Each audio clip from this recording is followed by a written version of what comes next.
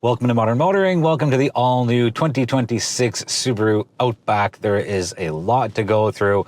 There are a lot of numbers, so I'm not going to drive yet. I am going to rhyme off these numbers for you, and then we'll get going with perks, quirks, irks, pricing, and competition. So, 2.4-liter turbocharged four-cylinder engine, 260 horsepower, 277 pound-feet of torque come on the three highest trims, which are the Limited, Wilderness, and Premier. I have the Premier as the top trim for this video. Base trim, which is the Touring, gets a 2.5 naturally aspirated four-cylinder engine, 180 horse, 178 pound-feet of torque, so not too bad. Subaru wouldn't put it out if it wasn't adequately powered, but this Turbo 4 has plenty of power. Let's jump around a bit. 3,500 pounds of towing is your max when properly equipped. Same ground clearance at 8.66 inches. The Wilderness gets a little bit more. On the fuel consumption side, all four trims run off a 68-liter fuel tank. So 9.7 liters per 100 kilometers combined in the top three trims with the turbo engine, putting you at 701 kilometers for a potential distance driven. The smaller output engine, which is a 2.5 natural 4, 8.5 liters per 100 kilometers, giving you up to 800 kilometers of a potential distance driven. Almost done. For the dynamic roof rail load, it's 100 kilograms, and then the static comes in at 363 kilograms, and that 363 was 185 for the last generation / last year. Four trims, as I mentioned, Touring, Limited, Wilderness, and Premier. On the cargo space side, this is extremely impressive. 980 liters with those rear seats up, and 2,280. Yep, 2280 with those rear seats down. That is cavernous. And I'm going to give you a number, and it's 1, and that is the number of spare tires. No tire repair / tire fill kit. Thank you, Subaru, for doing that. Now you have to lift up the cover, you have to lift up the styrofoam piece, and then the spare tire is way down at the bottom, but I'm happy and thrilled that it's here. I think that's it for the baseline numbers. We'll get into a few more numbers with the pricing side and as we go through, but let me get onto the road, make this turn, and then we can jump into our perk side of things, and we're good with that. So first up on the perk side, physical HVAC. Thank you, Subaru. And I'm happy it's here now, and it's a trend that I feel is slowly going away, but this new setup is delightful. It's clean, it's smart. There's a screen just above to show you where the air is going, whether it's on sync, whether it's on individual, and it is an excellently designed and laid out system that is extremely user-friendly. Next up is the drive feel. And the old Outback didn't drive poorly, it drove okay, but the refinements that they've done here with reducing the noise, vibration, and harshness just make this drive in the new Outback so enjoyable and so good. And I know it's meant to be the outdoorsy, rugged, adventurous vehicle, but the fact is that it will see a fair amount of pavement and asphalt and city life.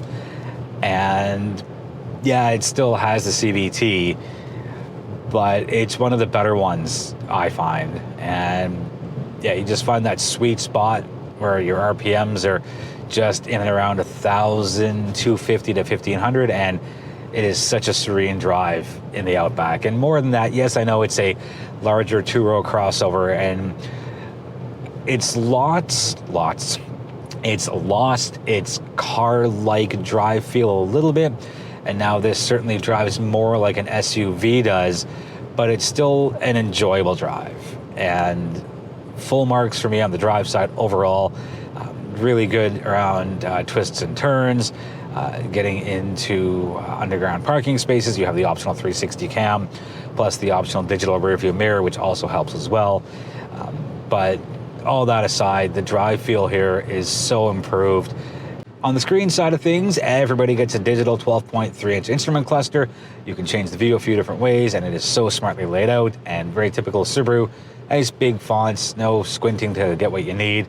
And beside that is a standard 12.1-inch infotainment screen, wireless Apple CarPlay, wireless Android Auto, wireless charging, all come standard. And you have your fixed vertical bar on the left side for your shortcuts. And it's exceptionally quicker than the last generation of screens where you have a little ledge to rest your palm as you go through whatever it is that you need. The driver camera is mounted just above that, and it's just a smart layout. And yes, there is a physical volume knob in between these two screens right at the top. The cabin layout itself is well done, very typical Subaru, nice and wide, and you don't feel cramped in at all. And thankfully, they've given us a standard sunroof. It's single panel. Now, I'm a fan of that as someone who puts kayaks on as many cars as I can. I cite standard safety is a kilometer long, because I am in Canada. There are 11 features. Some are the same as last year, some are new, and some have been improved. There is a list up on the screen of what exactly is what. And there's a few new ones. There's that automatic lane change assist, which works okay. It's good, not great. I don't know how many people will actually end up using it, but it's a cool move, and it shows Subaru's potential for more tech and more advanced safety to come in future vehicles. Going to the rear, the tonneau cover, it's a piece of cloth / fabric, and you can configure it 4 different ways. It can be a traditional cover, it can be a little hammock for very light items like a set of keys or I don't know, a phone or whatever. It's really smartly done. It can be a partition to separate things from the front portion to the rear portion, or you can just take the whole thing down and use it as a step cover if you're putting on or off maybe some muddy hiking boots or whatever it is. You want to sit down and maybe you're don't want to get the cargo bay dirty. So it's a smart idea. It runs off hooks and magnets, and there's even a little diagram on that tonneau cover itself showing you the different configurations. So that is such a cool and smart move. Sticking in the trunk area, lots of cargo hooks, so function first here with Subaru, as is their way. And the last perk is going to be that there is so much rear seat headspace and leg space, and the big tell for that is going from 980 liters of cargo space with the seats up to more than doubling it at 2,280. Onto the Quirks side of things, and yes, it's an all-new body shape, and it's no longer a traditional station wagon. I was a little upset at first, but I'm over it now, and Volvo's killing their wagons, so whatever. Short side note, the M5 came to Canada last year, and that's a wagon, and Kia just released a K4 wagon, so a bit of a mixed bag there. But back to this, Subaru's website is pushing aerodynamics as a feature and benefit here in the new Outback, and I think it's just a little cute and quirky because it's very upright, it's very boxy. It reminds me of my first car, a 1987 Volvo station wagon with the aerodynamics of a brick. And yes, there's some cool engineering features here that help the air pass through and pass over it, but just find it a little quirky that Subaru is pushing aerodynamics for a very upright and boxy vehicle. There are a lot of Easter eggs underneath the spoiler. There's 8 different suggestions or ideas for things you could put on the roof. There's a canoe, there's a Christmas tree, there is what I think is a roof box. There's I think it's a shark, but it's some kind of fish thing. I think it's a cute little thing. Anyway, there's 8 in total, and I think it's really cool. On the insides of the trunk, there are actual measurements, and Subaru is very dog friendly. So, one's an image of 2 dogs with the amount of space you have, one's with 1 dog. So very cute on the Easter egg side, and there's something underneath the hood as well. There are cool front turn signals, because usually turn signals are just 1 light bar or 1 bulb, but here it's the light bar itself, which doubles as your daytime runner, and then there are 3 little bulbs just beneath that, and I love creativity and turn signals. Next quirk is that the word Subaru is stamped into the rear bumper, and very rugged, very outdoorsy, and it's a little quirky. I think they could have skipped it, but staying with the an outdoors, rugged, adventure-y brand and appearance, I think it's cool that they just stamped that right in there. 2 more quirks to go, and one of them is that the cup holders in the front doors have a felt lining, and Subaru did that to reduce the rattling noise. And the last one is that in the passenger seat, just beside the glove box, there's a shelf, very thin shelf, mind you, but beside it, there's a little hook for your phone cord, which is also close to the USB ports, and it just prevents things from dangling around and maybe getting caught or maybe getting dirty or hitting the floor. On the Irks side, there's only a few, one of them being the higher fuel consumption. We're at almost 10 liters per 100 kilometers. Then again, the symmetrical all-wheel drive, as in a lot of other Subarus, does eat up a lot of fuel, and that's just the trade-off you get.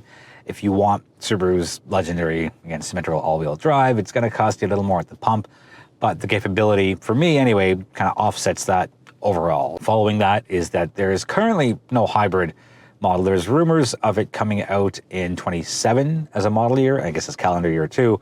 Crosstrek has it and the Forester has it, so I think it's only a logical step forward for the Outback to get it. The next Irk might not really be an Irk, but I just put it in there because I've seen a lot of fodder online just talking about the new shape of the Outback, and it's no longer the obvious wagon that it was. It's more of an upright SUV than anything else. So whether you love the decision or whether you want to shove the decision, it's here, and I don't think Subaru is going to go back on it. Just the way the auto industry is evolving. So a bit of a peculiar Irk on that side.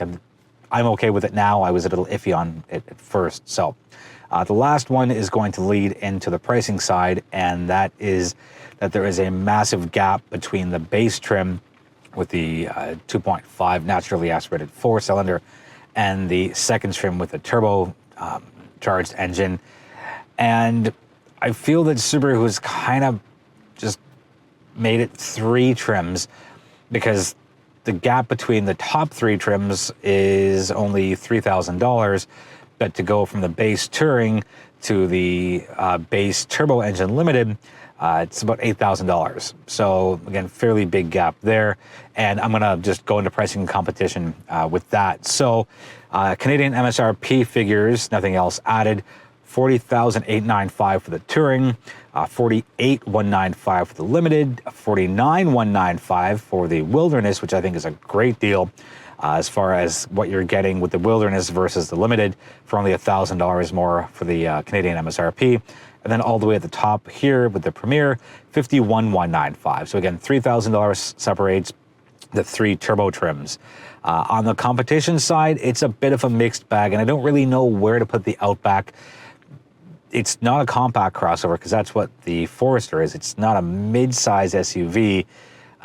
Maybe it is. It still only has 2 rows, and the Outback's always kind of lived in its own lane.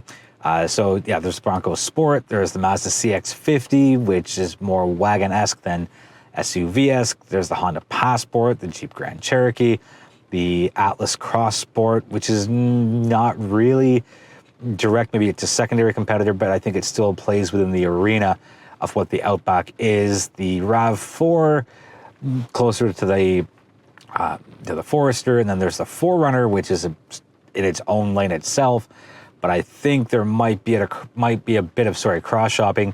But as far as price goes, that might be where things get a little divided, because the 4Runner can really run up high, and it comes in all sorts of different, so close. The 4Runner comes in all sorts of different configurations, whereas the Outback, you get a choice of 4 different flavors. So overall, I think Subaru has done a terrific job here with the new Outback. I think it's going to end up being one of my Car of the Year candidates for modern motoring. It is so well put together. The improvements are significant. The physical HVAC being one, the very fast and smartly laid out infotainment system, the cavernous cargo space, and just the way it's all put together. I think Subaru's got a home run on their hands, and they're just going to continue selling these as fast as they can make them. That's going to wrap it up for the 2026 Subaru Outback. If you got any questions, let me know in the comments. I'm always happy to hear from you. And without you, there is no modern motoring. So I thank you. I appreciate you. I look forward to seeing you in the next video. And I missed the part about socials, so subscribe to all the socials, or at least check us out. Check me out every now and then. And that's my awkward wrap-up for the 2026 Subaru Outback.